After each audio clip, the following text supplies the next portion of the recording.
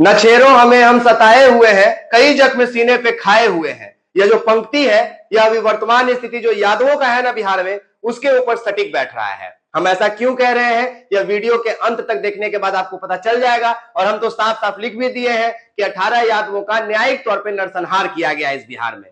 यह भी क्यों कह रहे हैं सुन लीजिए। यह है एएसआई राजीव रंजन मल साहब। 12 मार्च 2025 को भीड़ के द्वारा इनकी हत्या कर दी गई थी और उसी के बदले जिला एवं सत्र न्यायाधीश चतुर्थ अररिया द्वारा 18 अभियुक्तों को भारतीय न्याय संहिता की धारा 105 के अंतर्गत आजीवन सश्रम कारावास और 2-2 लाख रुपए प्रत्येक को जुर्माना की सजा सुनाई गई है। और ये जो 18 अभियुक्तों को सजा सुनाया गया है, ये 18 के 18 भी यादव है।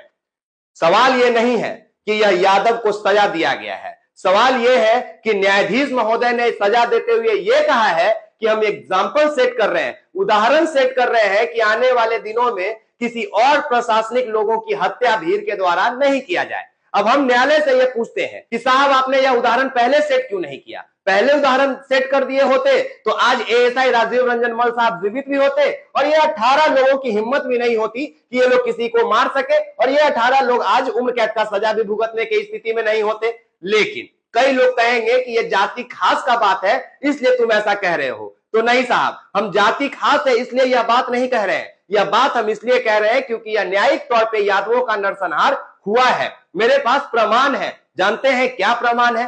प्रमाण पे हम आपको ले जाएंगे, लेकिन उससे पहले आपके मन में यह भी चल रहा होगा कि आखिर हुआ क्या था कि एएसआई साहब की हत्या कर दी गई और कैसे कर दी गई। तो आइए पहले हम थोड़ा सा आपको कहानी बता देते हैं कि क्या हुआ था। देखिए, घटना 12 मार्च 2025 की फुलकाहा थाना क्षेत्र के लक्ष्मीपुर चौक की है। मामले में सूचक बने फुलकाहा थाना अध्यक्ष रौनक कुमार ने फुलकाहा थाना कांड संख्या 40/2025 दर्ज कराई। आरोप था कि स्थानीय सुभाष यादव की लड़की की शादी में भोज खाने को लेकर नरपतगंज थाना क्षेत्र के खैरा चंदा निवासी अनमोल यादव अपने साथियों के साथ वहां पहुंचा हुआ था, जो फुलकाहा थाना कांड संख्या 137/21 एवं फुलकाहा थाना कांड संख्या 9/25 का नामजद आरोपित था। जिसके बाद पुलिस टीम गठित कर फुलकाहा थाना में पदस्थापित सअनी यानी एएसआई राजीव रंजन मल, प्रदीप कुमार भारती सदल बल उसकी गिरफ्तारी के लिए पहुंचे। पुलिस टीम को देखते ही भागने के क्रम में पुलिस ने अनमोल यादव को खदेड़ कर पकड़कर पुलिस वाहन में बिठा लिया। उसके बाद इसी क्रम में आरोपितों ने पुलिस वाहन को क्षतिग्रस्त करते हुए पुलिस टीम के साथ धक्का मुक्की के साथ बदसलूकी की। इसी दुर्घटना के क्रम में दरोगा राजीव कुमार मल सड़क पर गिरकर बेहोश हो गए, जिसे इलाज के लिए फरबिसगंज अनुमंडल अस्पताल भेजा गया, जहां जांचोपरांत दुर्घटना के कारण चोट से मौत होने की बात कही गई। 2 बिंदु यहां पे ध्यान रखिएगा, जांचोपरांत दुर्घटना के कारण चोट होने की बात कही गई, यानी कि एक्सीडेंटल डेथ।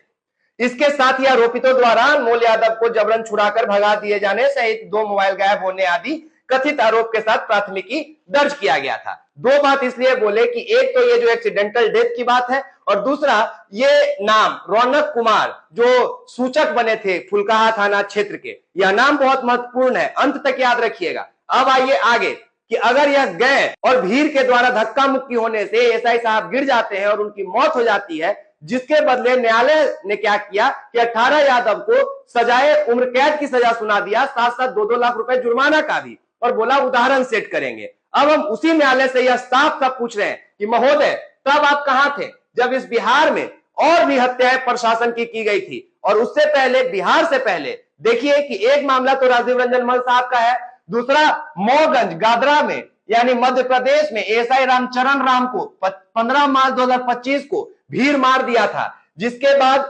16 सितंबर 2025 तक कोई जानकारी नहीं है कि उन हत्यारों को क्या सजा मिला। और यही नहीं, इसी बिहार में मुंगेर जिला में एएसआई संतोष कुमार सिंह को भी 15 मार्च 2025 को भीड़ ने मारा था, जिसके संदर्भ में 4-5 लोगों को गिरफ्तार किया गया था, लेकिन 16 सितंबर 2025 तक कोई जानकारी नहीं है कि उसको क्या सजा मिला। और सुनिए, छिंदवाड़ा में जमुनिया मध्य प्रदेश में एएसआई देवाचंद यानी देवेंद्र नागले की भी मौत भीड़ के द्वारा की गई थी जुलाई 2018 में।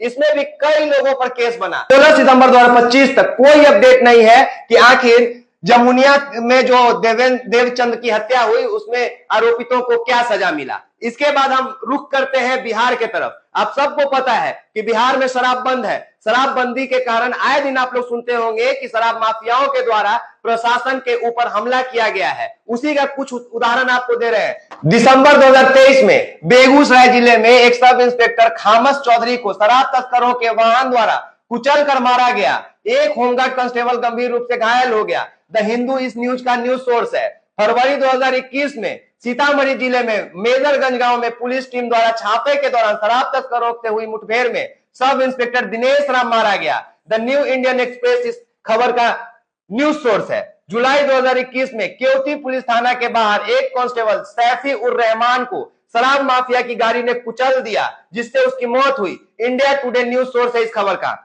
अगस्त 2025 में गोपालगंज जिले में पुलिस जवान को शराब माफिया ने गोली मार के मौत के घाट उतार दिया। क्या इन जगहों पर उदाहरण सेट किया गया?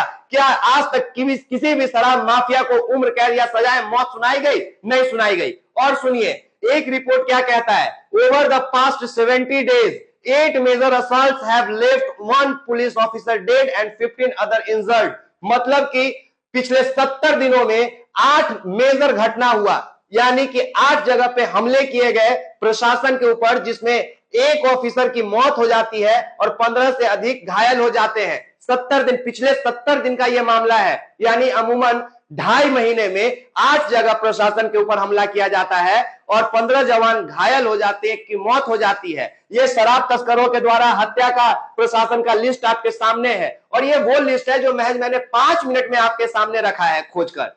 सोचिए कि ऐसे स्थिति में जहां हर 1 महीने एक पुलिस प्रशासन की मौत भीड़ के द्वारा होती थी, उसमें जिला सत्र न्यायालय चतुर्थ अररिया ने यादवों का ही जाति देखकर यह उदाहरण सेट करने का मंशा क्यों बनाया? अब आप फिर कहेंगे कि तुम यादव यादव क्यों कह रहे हो, तो सुनिए ना साहब हम क्यों कह रहे हैं। देखिए, जब एएसआई राजीव रंजन मल साहब का हत्या हुआ था भीड़ के द्वारा, उसके अगले दिन खबर छपा था और खबर प्रेस रिलीज में जो प्रशासन के द्वारा प्रेस रिलीज दिया गया था उसके अनुसार छपा था। उसमें क्या कहा गया था कि बिहार के अररिया में एएसआई राजीव रंजन मल की मौत के मामले में लापरवाही बरतने को लेकर फुलकाहा थाना अध्यक्ष रौनक कुमार सिंह, याद होगा यह नाम आपको, मैंने शुरू में कहा याद रखिएगा, रौनक कुमार सिंह को तत्काल प्रभाव से निलंबित कर दिया गया है। पुलिस टीम पर हमला के बाद भी थाना अध्यक्ष द्वारा गोली नहीं चलाए जाने को लेकर कार्रवाई की गई।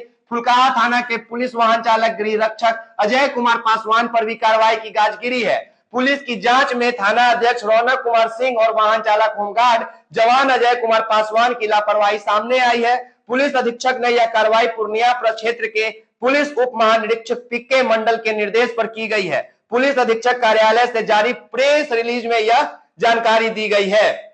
सोचिए कि रौनक कुमार सिंह और अजय कुमार पासवान को भी दोषी पाया गया था, गलती के लिए जिम्मेदार ठहराया गया था। फिर आखिरकार 18 यादवों को ही टारगेट क्यों किया गया? 18 यादवों से ही उदाहरण सेट करने के लिए न्यायालय ने क्यों सोचा? क्या इस बिहार में यादव के ऊपर ही एक्सपेरिमेंट करने के लिए सब लोग सोचते हैं क्या?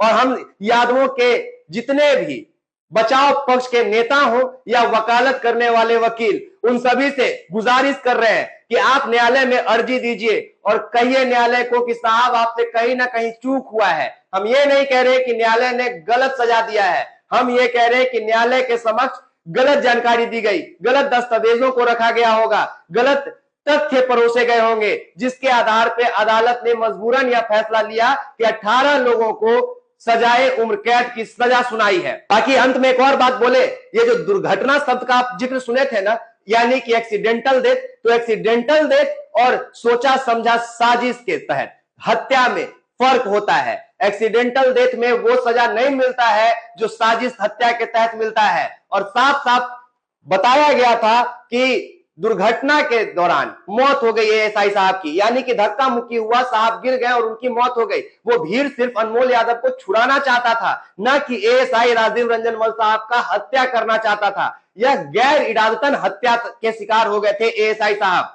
और आपको पता है कि गैर इरादतन हत्या का शिकार कोई भी कभी भी हो सकता है। आप गाड़ी चलाते हैं, आपसे एक्सीडेंट हो जाएगा, किसी की हत्या मौत हो जाएगी, तो वो एक्सीडेंटल डेथ में होगा। कुंभ का मेला आपको याद होगा, हजारों लोग मारे गए थे, वो एक्सीडेंटल डेथ था, वो भगदड़ था। उसमें क्या प्रशासनों की मौत नहीं हुई थी? क्या उसमें एग्जाम्पल सेट करने के लिए योगी आदित्यनाथ या कुंभ मेला के आयोजनकर्ताओं को उम्र कैद का सजा दिया गया? कि हम उम्र कैद का सजा दे देते हैं, उदाहरण सेट करते हैं, अगला बार कोई मेला लगेगा उसमें सब टाइट रहेगा, किसी का मौत नहीं होगा। ऐसा तो नहीं किया गया था। फिर अररिया में ही उदाहरण क्यों सेट किया गया, और वो भी तब जब सभी आरोपित यादव हैं। मैं खुल के कह रहा हूं कि जितने भी समाज सेवक लोग हैं उन सबको आगे आना चाहिए और न्यायालय में अर्जी डालकर कहना चाहिए कि साहब आपको एक बार पुनः जांच का आदेश देना चाहिए, और जितने भी लोग दोषी हैं उन सबको सजाए उम्र कैद दीजिए या फांसी दीजिए, लेकिन बराबर दीजिए। ऐसा ना हो कि आपके ऊपर सवाल उठने लगे। अगर न्यायपालिका के ऊपर भी सवाल खड़े करने पड़ जाए तो समझिए यह देश या राज्य किस ओर जा रहा है। बात बाकी आप एक्सपोज मीडिया देखे, मैं नाम विकास राज, आप तमाम लोग का बहुत शुक्रिया। और शुक्रिया एक बार बिहार और अररिया के जिला सत्र न्यायालय महोदय आपको कि आपने उदाहरण सेट करने के लिए यादव जाति को चुना, उस जाति को जिसको पहले ही एक एक कर पहले मौत के घाट उतारा जा रहा था अपराधियों के द्वारा, और अब न्यायपालिका भी मिलकर उनको न्यायिक तौर पे नरसंहार का शिकार बना रही है। धन्यवाद।